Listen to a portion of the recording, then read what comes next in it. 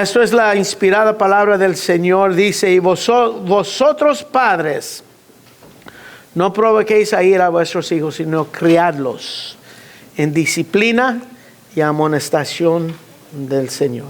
Oremos. Padre, gracias te damos por tu palabra, que es viva y eficaz, que penetra, Señor, penetra a partir alma y espíritu, coyuntura y tuétano, Señor. Penetra, Señor, para discernir las intenciones y motivos del corazón.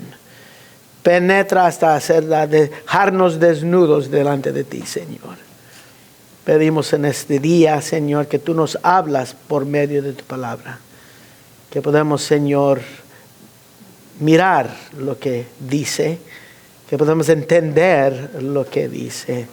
Podemos aplicar, Señor, lo que dice a nuestra vida y a nuestra doctrina, para que podamos caminar en este mundo, entendidos cuál sea la buena voluntad de Dios. Y lo pedimos todo en el nombre de Cristo Jesús. Amén. Pues todos saben que la crianza de los hijos es un trabajo muy desafiante y a veces es muy difícil. A veces, es muy difícil. Porque nosotros como padres entramos en se entra papás imperfectos. Nosotros como padres entramos en esta obra imperfectos. Y nosotros diariamente estamos peleando con nuestra propia guerra de santificación. Y con eso tenemos que compartir con nuestros hijos acerca de la manera correcta de andar y de vivir en este mundo. Y si nosotros no guardamos un enfoque bíblico, un perspectiva divina, la crianza de los hijos puede llegar a ser muy un desánimo y realmente mucho desánimo. Lo tenemos que guardar. Porque si perdemos el enfoque, pierdes el perspectivo. Como cuando Pedro estaba caminando sobre el agua en Mateo capítulo 14, estaba caminando sobre el agua Pedro. Y mientras que tenía su enfoque en Cristo, todo iba bien. Pero en cuanto él quitó su enfoque, quitó sus ojos de Cristo, ¿qué pasó? Ya las cosas no iban tan bien y él comenzó a hundirse. Por esa razón tenemos que guardar un perspectivo bíblico, una manera divino en cuanto a lo que es la crianza de los hijos. Y cuando lo hacemos con la teología correcta y nos mantenemos enfocados en Cristo, cuando lo hacemos así, la crianza de los hijos llega a ser una razón de regocijar. Una razón de regocijar. Y muchos dicen, ¿por qué muchos padres no se regocijan? Porque no sigan las instrucciones que hay en la palabra de Dios. Porque unos piensan que pueden hacerlo mejor o que el mundo tiene mejores ideas de crear a nuestros hijos. Y así en seguir esta serie de la familia, del hogar cristiano, no debemos a perder, este versículo que acabamos de leer, a perder la conexión que esto tiene con la sección previa de Efesios, especialmente de Efesios 5 a 21, como hemos visto en el fundamento de esta enseñanza. Y porque es importante entender de lo que pasa en el hogar, y tenemos que entender eso, lo que pasa en el hogar cristiano es resultado de lo que Cristo está haciendo por su Espíritu en la iglesia local. Voy a repetir eso. Es importante entender de lo que pasa en tu hogar cristiano, porque somos cristianos, y todo cristiano pertenece a una iglesia local. Todo lo que ocurre en la casa, lo que pasa en el hogar cristiano es resultado de lo que Cristo está haciendo por su Espíritu en la iglesia local. Eso es lo que enseña aquí en Efesios. Es muy importante. Esa sección de Efesios 4 a 6, capítulos 4 a 6, todo está conectado con la iglesia local. En capítulo 1 a 3 habla de quién somos en Cristo. ¿Quién somos en Cristo? Que Él nos escogió desde antes de la fundación del mundo, que fuésemos santos, sin mancha, que todo eso, que cuando estábamos muertos en nuestros delitos y pecados, Él nos dio vida. Él nos transformó para que nosotros podamos andar en esas obras que Él preparó desde antemano que anduviésemos en ellas. Que Él nos salvó por gracia, por fe en Cristo Jesús. ¿Quién somos en Cristo Jesús? Es capítulo 1 a 3. Pero en 4 a 6 es nuestra vida en Cristo Jesús dentro y fuera de la iglesia local. Si lo ves, así es. Esta es una idea principal para todo creyente, su conexión con la iglesia local, con el cuerpo de Cristo, en el cuerpo de Cristo. Por esa razón no hay cristianos que solamente quedan en su casa mirando en la pantalla. Oh, yo voy a la iglesia, yo voy en el internet. No, en esa manera no puede servir. Y aquí en Efesios 4 a 6, cuando lo lees, entiendes, wow, yo tengo que ser parte de una iglesia local. Vimos que en capítulo 4, versículo 11 a 16, vimos como Cristo da a la iglesia hombres dotados para equipar, para perfeccionar los santos para la obra del ministerio, usando la palabra de Dios, usando la enseñanza de la palabra de Dios, para que la iglesia crece y madura. Dice en capítulo 4, versículo 16, dice que el cuerpo, eso está hablando de la iglesia, bien concertado y unido entre sí por todas las coyunturas, se ayudan mutuamente, eso es todo el cuerpo, ejerciendo sus dones, todas las personas, según la actividad propia de cada miembro está haciendo algo. Dice, así el cuerpo, lo que dice al primer parte, recibe su crecimiento para ir edificándose en amor. ¿Cómo es que la iglesia crece y madura? Es por la obra de cada creyente que es parte, cada miembro que es parte de la iglesia local. Y así va creciendo, madurando. Luego el resto del capítulo 4 habla de lo que es vivir una vida regenerado en la iglesia local, como miembro de la iglesia.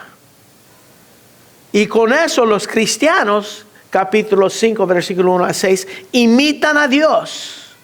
¿Cómo imitan a Dios? Andando en amor, y lo glorifican andando en luz, como hijos de luz. Andando en amor, andando en amor, andando en luz. Pero andando en amor y andando en luz requiere mucha sabiduría, dice aquí. Cuando lo llevas al mundo, requiere mucha sabiduría. Fuera de la iglesia, mucha sabiduría. Andando en amor, ¿cómo es nuestro amor para con todos? Así es como nosotros podemos medir nuestro nivel madurez en el cristianismo. ¿Cómo es nuestro amor? No solamente por nuestros hermanos en Cristo, pero para todos. ¿Cómo es nuestro amor? Andar en amor. ¿Cómo es servir a otros? Eso requiere sabiduría de lo alto, lo que está diciendo Pablo aquí. Andando en luz. ¿Cómo es que tu luz alumbra entre los hombres? Eso requiere sabiduría, dice. Como dice en capítulo 5, versículo 15. Que no andéis como necios, sino como sabios. 17, no como insensatos, sino entendidos.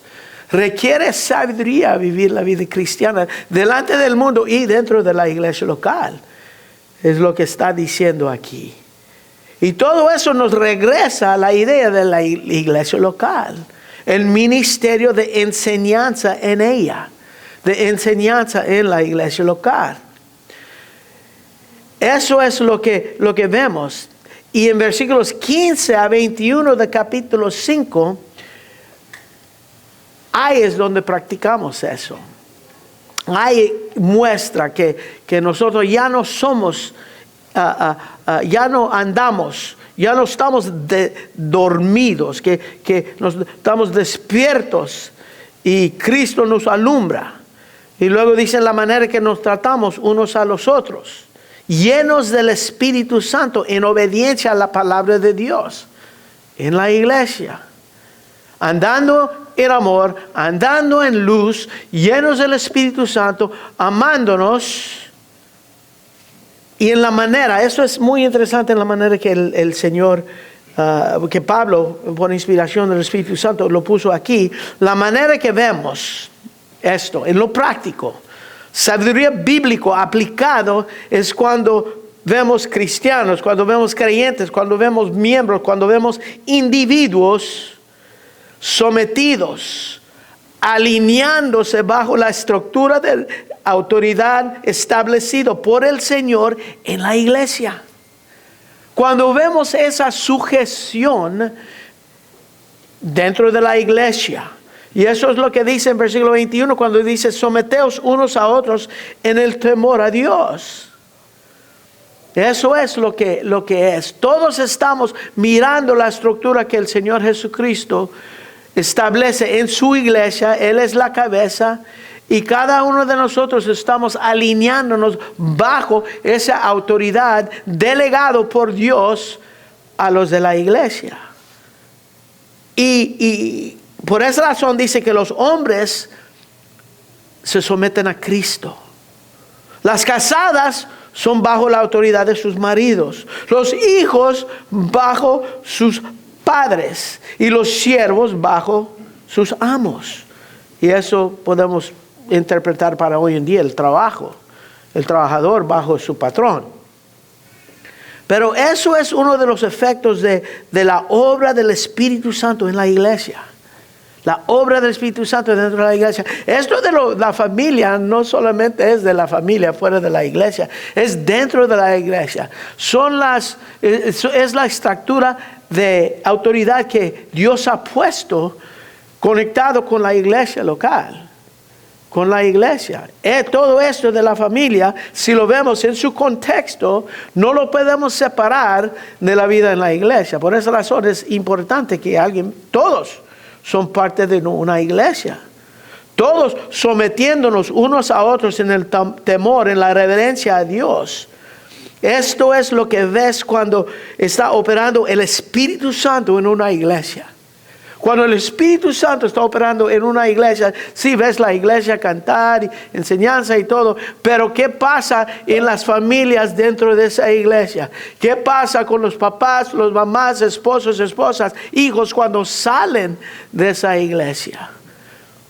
Cuando el Espíritu Santo está trabajando y transformando vidas, vemos que eso aplican esto fuera, aplican esto en sus vidas diarios. Eso es el Espíritu Santo operando en una iglesia. Y es un gozo cuando ves que vienen personas que realmente su familia es un caos. Y aprenden lo que la palabra de Dios dice acerca de la familia. Y ves cómo Dios va transformando todas las cosas. Él comienza a operar su espíritu en la corazón y vida del esposo, de la esposa, de los hijos. Y wow, ves una transformación, regeneración realmente de Dios. Pero son parte de lo en la iglesia, de la iglesia de Cristo. Sujeción a la autoridad, orden en el cuerpo. Y el resultado es bendición, crecimiento, productividad. Todos trabajando en la misma dirección. ¿Y qué es esa dirección? Los ojos puestos en Cristo. Eso es nuestra dirección. Agradar a Dios y hacer lo que Cristo nos habla. Todo lo que hemos aprendido de la familia es locura para el mundo. Porque no conocen a Cristo. Es la enseñanza de Él. Así cuando salimos de las paredes de la iglesia local, salimos con estos roles ya establecidos. Los hombres están sujetos a Cristo. Las esposas alineándose bajo sus esposos, sus maridos. Los hijos bajo sus padres y los esclavos bajo sus amos.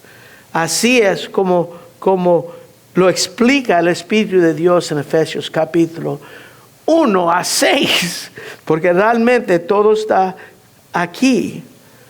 Y todos, incluyendo los esposos, nosotros, los cabezas del hogar, somos sumisos a la autoridad que Dios ha puesto en la vida en su vida, en la vida de nosotros. Tenemos que someternos a lo que Dios dice aquí en su palabra. Los que Dios ha delegado, es una autoridad delegado por el Señor. Esa autoridad lo ejercen según la voluntad de Dios, porque Él lo dio.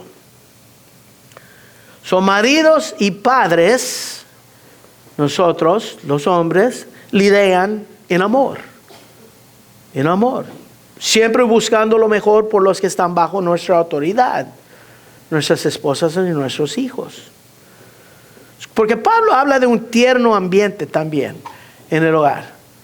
Habla de un tierno ambiente en el hogar cristiano cuando hay este orden.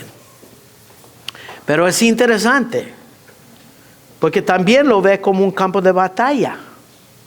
Un campo de batalla muy peligroso. Más adelante, en Efesios 6, 10-18, hay una guerra. Y esa guerra se lleva a cabo directamente ¿en dónde? En nuestros hogares. En nuestros hogares.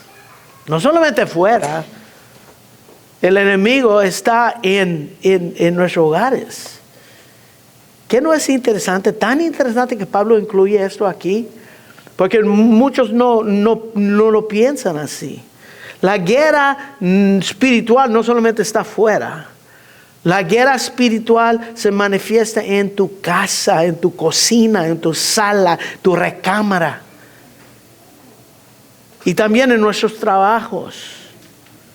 Y nosotros vemos a nuestros hogares. ¿Cómo te ves tú y tu trabajo? Es una rutina muy común. La casa, no problemas hay. Es una rutina. Engañosamente, hermanos, es una rutina. Tu hogar. Aunque hay armonía ahorita, si no tienes hijo tú y tu esposa, sí, parece que hay armonía entre todos. Esa es una rutina no muy ordinaria. No es, muchos dicen es una rutina, todo es ordinario, pero así es como nuestro enemigo quiere que nosotros lo vemos. Él quiere que nosotros vemos todo una rutina, todo paz. Me parece una rutina muy conocida, muy común. Pero en verlo así es cuando uno baja su guardia. Baja nuestra guardia. Cuando todo es así de fácil, sí, con los niños yo sé cómo hacer eso, yo sé cómo. Ahí es donde el enemigo le gusta atacar. Cuando no lo esperas. Y muchas veces ni lo ves.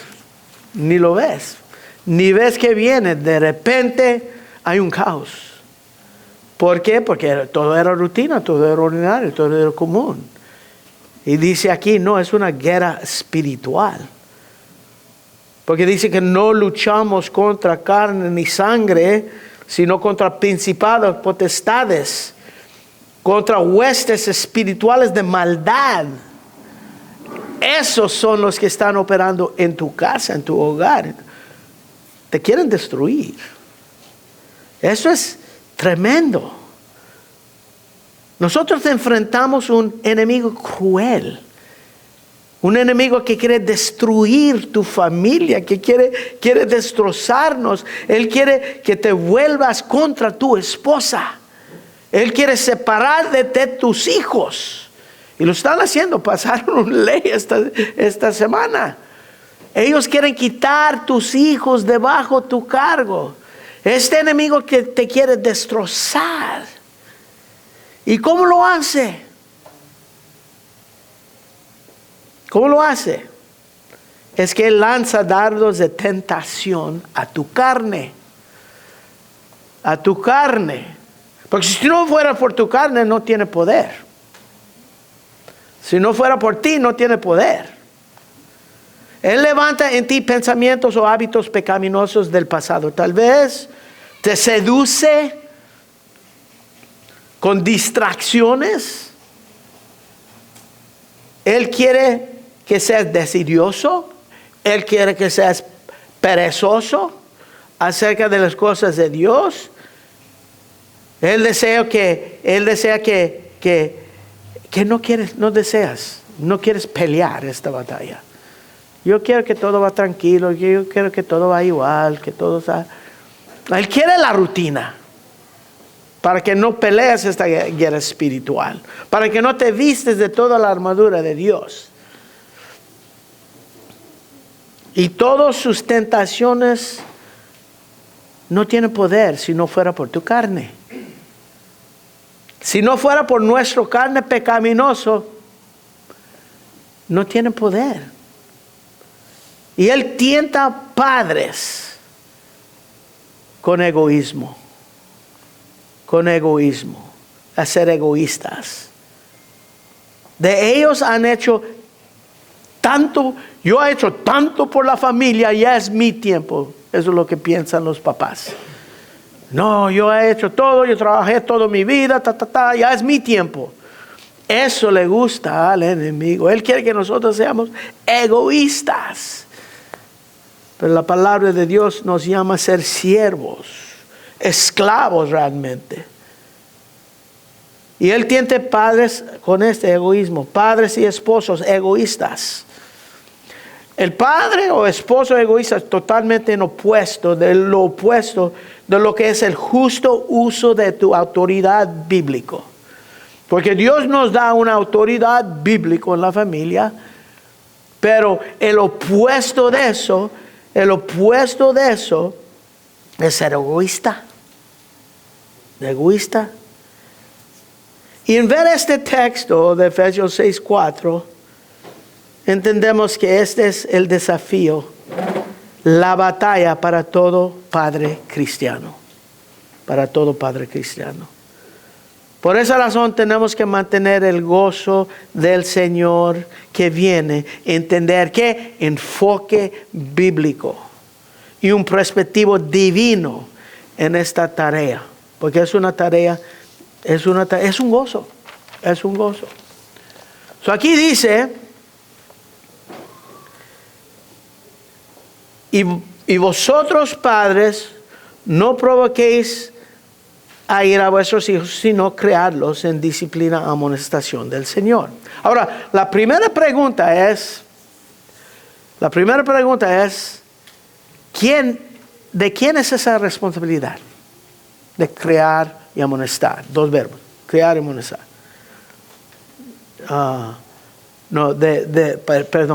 De no provocar, pero criar. ¿De qué es esa responsabilidad? ¿Quién es responsable en el hogar por la crianza de vuestros hijos? Aquí dice muy claro. ¿Qué dice? Vosotros padres. Los padres son responsables aquí, dice explícitamente. Y uno dice, pues padres son padres. En versículo 1, Pablo usa una palabra que habla de los dos padres. No distingue entre padre y madre. Hijos, obedecer a vuestros padres. Y aquí está hablando de los dos, padre y madre. Padre y madre. Luego en versículo 2, los separa. Habla a los dos, dice, honra a padre y madre. Honra a tu padre y tu madre. Ahí los separa. Luego aquí él usa un término en el plural masculino. En versículo 4 habla a padres, no madres. No madres, está hablando a padres. ¿Ok? El plural masculino. Padres, no provoquéis a ir a vuestros hijos sino criarlos. Dice lo mismo en lo que leo Mago, Colosenses 3:21. Padres, no exasperéis a vuestros hijos que no sean que eso no se desaliente. Está hablando a padres. Los padres son los que llevan la responsabilidad de la crianza de sus hijos.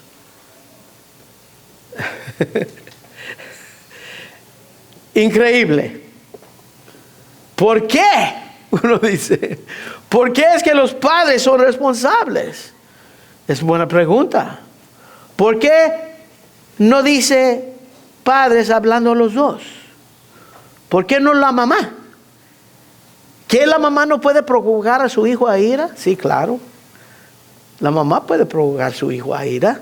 ¿Sí? ¿Son las mamás responsables en criarlos en la disciplina y amonestación del Señor? Claro. ¿Por qué no dicen mamás? Es que ellas están bajo la autoridad ¿de quién? De sus esposos. Ellos están bajo la autoridad de sus esposos, de los maridos. Ya hemos visto todo eso. 5 semanas vimos eso. Si ya no lo entienden, no hay más que podemos hacer sino regresar a escuchar esos mensajes.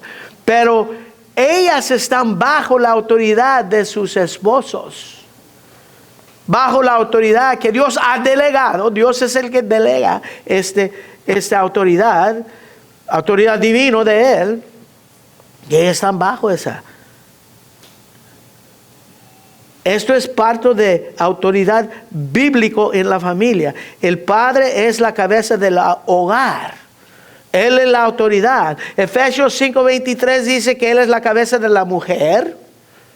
Y aquí dice que Él es cabeza de la familia. Wow. Yo les digo, padres, tenemos una grande responsabilidad. Grande responsabilidad. Y uno dice, yo no entiendo esto, porque yo me acuerdo cuando tú enseñaste, tú dijiste que la mujer se salvará engendrando hijos. Si ella está creando hijos piadosos, aquí en 1 Timoteo capítulo 2, dice, la mujer, versículo 11, en 1 Timoteo 2, la mujer aprende en silencio con toda sujeción. ¿Por qué? Porque no permito a la mujer enseñar ni ejercer dominio sobre el hombre, sino estar en silencio. Porque Adán fue formado primero, después Eva.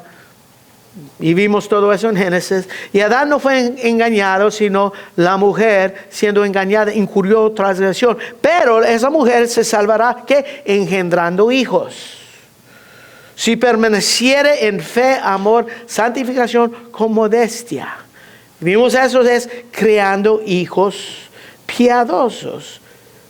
Si ella lo hace. Pero ella lo hace en su rol de ¿qué? Ustedes todos saben la respuesta. De ayuda idónea. Ayuda idónea. En eso, ayuda idónea de su esposo. Ahí es donde entra el rol de la mujer. Porque como vimos, el rol de ayuda idónea, nosotros lo vimos en este estudio, es un diseño de Dios en que ella es ayuda idónea y ella es activa en la familia. Ella es entendida a la dirección donde su líder, donde su esposo quiere llevar la familia. Ella es creativa en ayudarlo a cumplir en la meta que él tiene para la familia. Ella es útil en su sujeción a su marido, ayudándolo a cumplir su rol aquí como padre. Aquí como padre. Vemos todo lo que vimos en cuanto al rol de la ayuda idónea cuando lo estudiamos. Y ahora se aplica aquí. ¿Por qué? Porque los padres son los responsables de criar a los hijos. Y eso es definitivamente la verdad, la palabra de Dios. Y ella como ayuda idónea es parte en eso. Son nosotros, ¿qué pasa cuando la familia fails? ¿De quién es igual que cuando una compañía fails? Ellos van con el presidente. y lo corren. Tenemos que ir con el Padre. El Padre. Entonces, nosotros no podemos echar la culpa a nuestra esposa. Pues ella no se sujeta. ¿Por qué? ¿Por qué? Si nosotros estamos cumpliendo nuestro rol como líderes en el hogar, si nosotros la estamos santificando por el lavamiento de la palabra, si nosotros estamos amándola como Cristo amó a la iglesia, se entregó a sí mismo por ella, si nosotros estamos haciendo, nosotros la entregamos a la voluntad de Dios y lo que Dios va a hacer en nuestra esposa. Ella, y vimos esas sujeciones voluntariamente, ella voluntariamente se va a someter a nosotros. Pero ella no puede decir, yo no me voy a someter a él porque él no es un hombre de Dios. No, la mujer, el requisito de ella es que ella se somete. Aunque es bueno o mal, vimos en 1 de Pedro capítulo 3, que por su conducta puede ganar a su esposo. El hombre, aquí, y vosotros padres, cuando dice padre está hablando al padre, no mamá, padre, papá. Hay unos que te van a decir que no, pero míralo en el griego y cómo está escrito y vas a ver que es padres, ¿ok? Algo interesante también aquí dice y vosotros padres. Muchas de las traducciones no tienen y, nomás dicen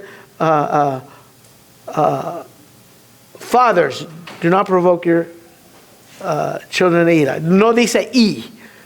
No me dice, padres, no provocáis a vuestros hijos. El y es muy importante. Y vosotros.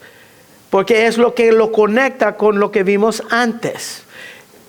Vemos desde el versículo 1 a 4 con qué podemos conectarlo. Dice, hijos, obedecer en el Señor a vuestros padres porque esto es justo, honra a tu padre y tu madre, que es el primer mandamiento con promesa, para que te vaya bien y seas de larga vida. Y padres. Está conectado a hijos. Lo que está diciendo, hijos, hagan esto. Y vosotros, padres, esto. Hijos, esto, padres, esto. Esto es muy importante. Parece que es insignificante, es muy importante. Porque estos versículos dan mucha autoridad a los papás, a los padres. Da mucha autoridad a los padres. Pero en conectarlo con hijos, muestra que ellos, como los hijos, están ¿qué? Bajo autoridad del Señor. Están bajo la autoridad del Señor, vuestro Padre. Hijos, obedecer en el Señor. Padres, no provocáis, sino crearos disciplina del Señor. Está conectando con hijos. Hijos, esto. Padres, esto. Está mostrando que los dos están bajo la misma autoridad, que es el Señor. Los hijos y los padres están bajo la misma autoridad. Los dos dan cuentas a Dios, el Dios que ve todo. El Dios que ve todo. Hijos cuando no están obedeciendo, Dios ve todo. Padres cuando están provocando y no están creando, Dios ve todo. Dios ve todo. Los hijos y padres están bajo la misma autoridad y los dos van a dar cuentas a Dios. Y Dios ve todo. Y el Espíritu de Dios ha puesto límites en la autoridad del Padre. Uno es una prohibición y el otro es un mandato positivo. Pero para los niños esto es importante. A ver qué dice, y padres, cuando está siendo leído a las iglesias en Éfeso, a la iglesia en Éfeso, y las otras iglesias hay en la ruta postal, porque esta iglesia fue circulado, esta carta, es importante para los niños por dos razones. El primer razón es que el padre va a dar cuentas a Dios y no van a abusar de su autoridad. Nosotros tenemos que entender, eso muestra que Dios los ama, porque nosotros tenemos que entender, cuando Pablo escribió esto, en el Imperio Romano hubo lo que se llama patria potesta. Realmente el padre tenía totalmente autoridad, totalmente podía gobernar a sus hijos y su casa en la manera que él quería. Él podía, cuando nace su niño, aceptarlo o no aceptarlo. Él podía vender a su hija en prostitución o vender a su hijo. Él podía hacer lo que él quería de sus hijos, patria potesta. Cultura griega no era muy diferente. Ellos los usaban a sus hijos cuando les convenía y muchas veces cuando no los dejaban ir o los vendían. ¿No? Los judíos eran un poco más civilizados, pero también ellos, sus papás, cuando eran hijos, eran más útiles y las hijas no eran tan útiles. Pero cuando esto fue escrito, Pablo está dando cierta autoridad a los hombres, a los papás, para que los niños puedan entender que ellos van a dar cuentas a Dios también.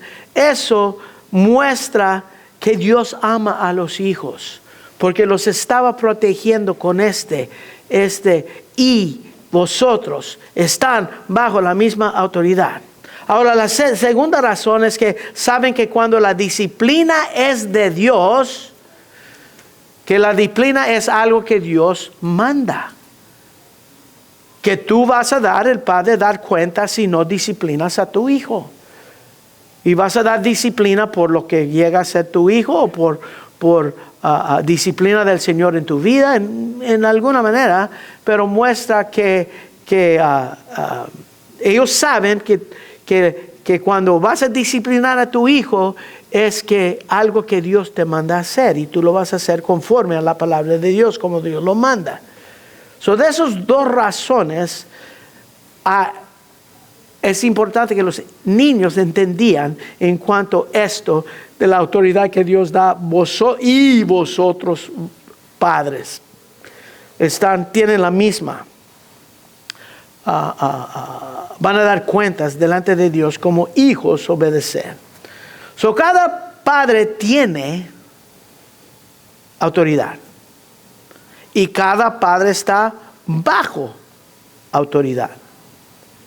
Y la autoridad tiene que ser dada de parte de ¿quién? Dios. ¿Ok? Y escuchen esto, padres. Esa autoridad que Dios te da es por un tiempo.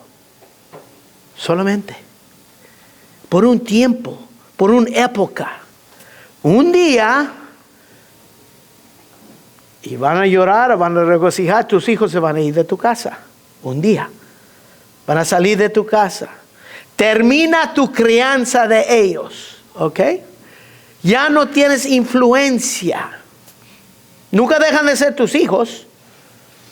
Pero ya no vas a tener la oportunidad de impactar sus vidas como lo tienes cuando los tenías contigo.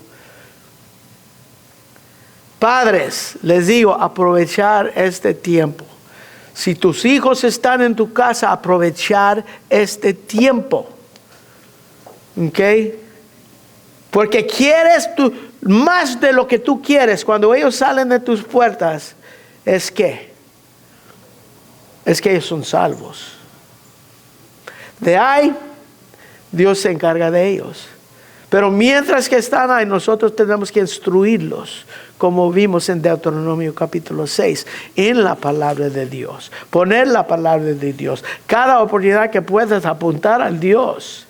Es en esta situación que vamos a hacer, pues Dios quiere esto. Wow, ¿por qué ocurrió eso? Porque Dios es soberano. ¿Por qué eso y por qué esto? Interesante.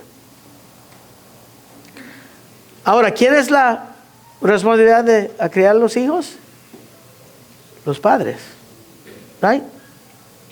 Delante de Dios, el Dios que ve todo, que juzga justamente, que ama a estos niños que te ha dado, es tu responsabilidad. En este contexto de Efesios, padres van a dar cuentas a Dios en la manera que ellos aman a sus esposas, la manera que ellos aman a sus esposas y cómo tú creas a tus hijos. Uno dice, wow, Dios un día va a traer todo a la luz. Nosotros sabemos eso. Pero la responsabilidad final de los padres es de los padres. Pero también las mamás tienen responsabilidad. Porque ellas están bajo la autoridad de sus esposos. ayuda idónea en el trabajo. Es un equipo. ¿Okay? La responsabilidad es del hombre, pero el trabajo, la tarea es de los dos. Es un equipo.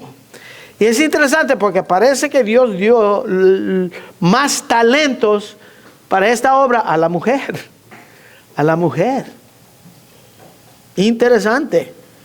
Así lo diseñó Dios. Dios que es muy sabio. El mundo no lo ve así. Esta sociedad no lo ve así. Pero algo que decir eso de las mamás. Muchas mamás chiquean, así se dice, spoil sus hijos. No los dejan crecer, hijos, digo, ser varones. Los hombres tienen que enseñar a tus hijos a ser hombres. Una vez teníamos un pastor, Pastor Buchillón, estaba luchando. Yo creo que Heck estaba luchando con uno de mis hijos. Y alguien dijo algo y el pastor dijo, no, déjalos. Así tus hijos se desarrollan, ser varones, ser hombres. Si no los enseñamos así, van a llegar a ser muy femeniles, muy niñas, podemos decir.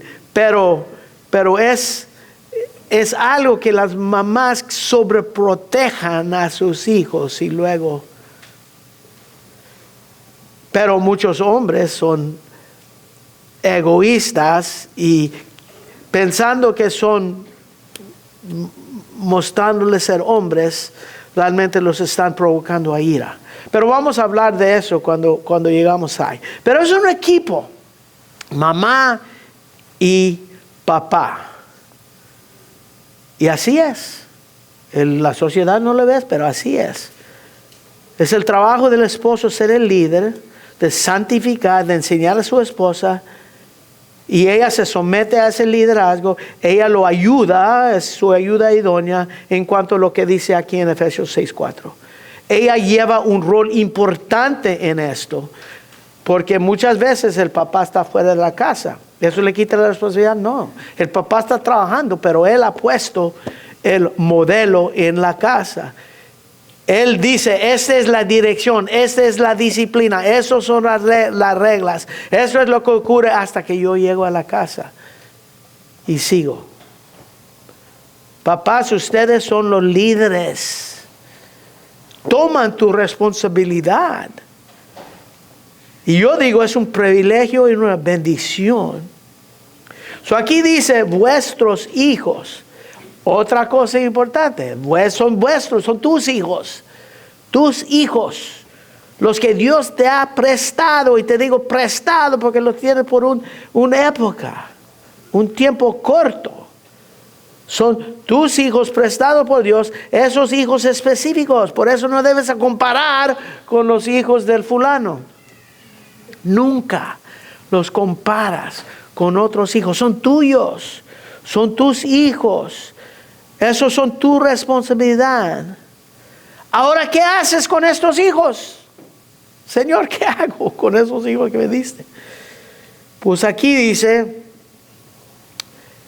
en este versículo, Pablo usa un contraste de dos verbos para comunicar esta obra de crianza. ¿Qué es la obra de crianza de los niños? Es, no provocáis a ira, sino creadlos. Eso es la obra de ser un padre.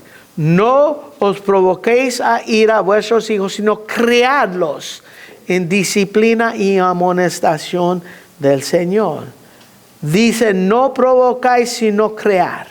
No provocáis a vuestros hijos, sino crear a vuestros hijos. Ese contraste. Para provocar a ira a vuestros hijos es a levantar en ellos, como dijo Mago, un enojo, una ira, pero es una ira pecaminosa, una ira pecaminosa. Y hay maneras en que los padres pueden hacerlo. Nuestros hijos son pecadores. ¿De acuerdo? Sí, yo creo que todos están en acuerdo, sus hijos son pecadores. Nosotros vemos su pecaminosidad, ¿sí o no? Claro que sí.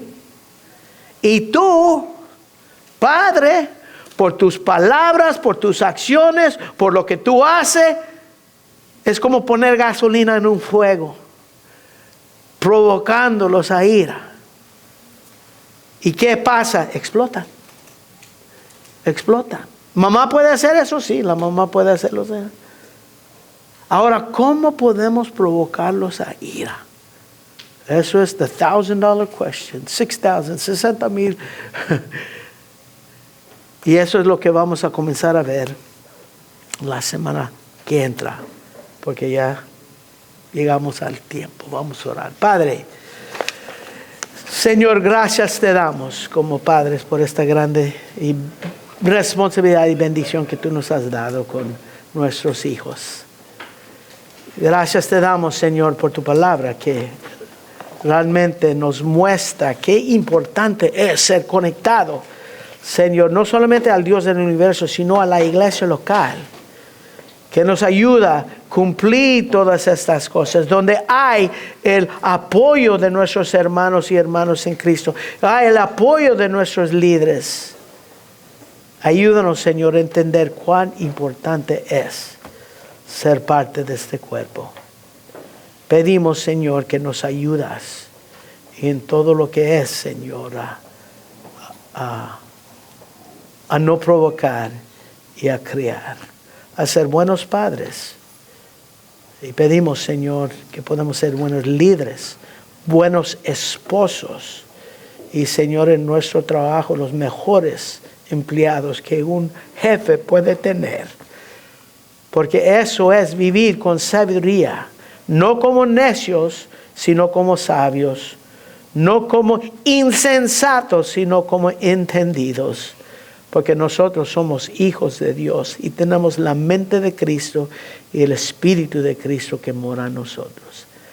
Gracias te damos, Padre. Lo pedimos todo en el nombre de Cristo Jesús. Amén.